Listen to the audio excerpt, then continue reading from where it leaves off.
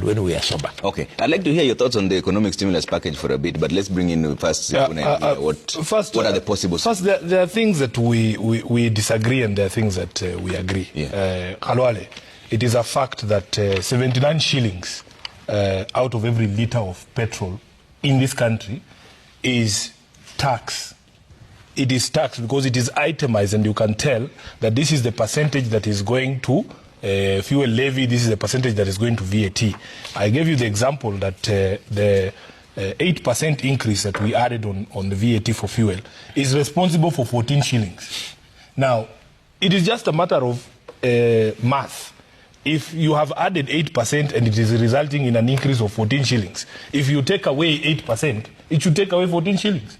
We have argued with you that because of the economic situation in the country, we in our own view did not support the imposition of extra taxation on Kenyans at this point in time, because we need for the economy to recover, we need for people's pockets to recover. And it is having a negative effect. You have seen reports of major global conglomerates who operate in this country, manufacturers, shedding jobs. You have had it. You have had a reduction of taxes because Kenyans are consuming less. Even the petrol, it has had the opposite effect. The revenues that were expected to be raised by government are not being realized. It is also not true that the current regime is not borrowing to finance recurrent expenditure. The Control of Budget told us the other day that in the period between April and June, government debt grew by 860 billion. Essentially, we are fully 10 billion shillings a day. That is not me. That is the Control of Budget. We have also been told, Trevor, that because of the cost of living, the margin of increase in the cost of living, the cost of produce and the cost of goods, there has been a 24% increase on the cost of hospitality. The money that is spent by government on bashes and travel and entertaining. And you would not be surprised that the number one government entity spending at least 2.3 billion shillings on hospitality is the office of a president.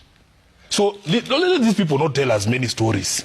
The very clear solution to this problem is known. First of all, we all need to tighten our belts. You cannot be asking Wanjiku, you cannot be asking Mama Mboga and Boda Boda to tighten their belts, yet your belt, you have even removed it and thrown it away.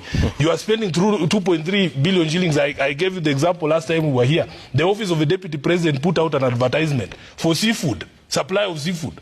What does Gachagua know about seafood? Huyu ni mtu wa Mutura. Anatafuta seafood ya nini, and it is at the expense of our taxpayers' money. You should cut that spending fast before you tell Kenyans to tighten their belts, So the problems are known, the solutions are known. We asked for a reprieve. We even told them that because Kenyans are suffering, please reinstate that subsidy. Yeah. At some point, they tried to reinstate it. They reinstated it in part. Yeah. Then they called it something else, fuel stabilization. Because these people, they fear doing the right thing because they say Sifuna and the opposition will take credit. Yeah. That is not our intention. Our intention is not to say, oh, we were right and you were wrong.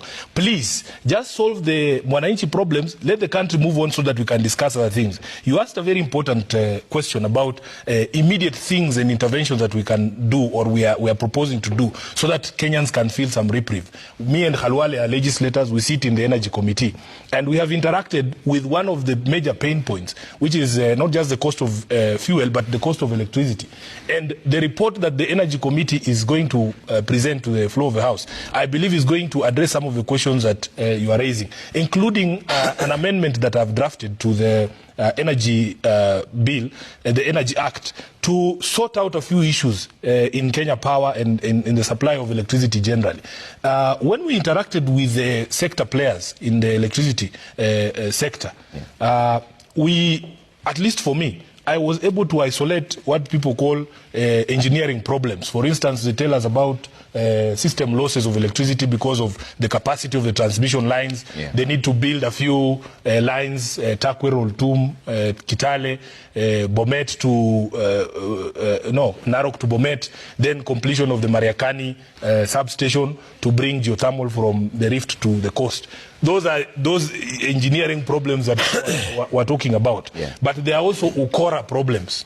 And those are the ones that my bill seeks to address. Yeah. We have proposed as a committee that we have an amendment to the Energy Bill, Energy Act, so that we deal with three issues. The first one on your bill, Kenya Power used to send us an itemized bill, where you could see each and every tax that is going, was coming from your pocket. And when the Senate began that inquiry, they changed the way in which they send you the bill. If you buy purchase tokens of 100 shillings now, they will not tell you what the fuel cost charge is. They're trying to hide these things within other things so that the representatives of the people don't focus on them. So my bill is trying to address three things.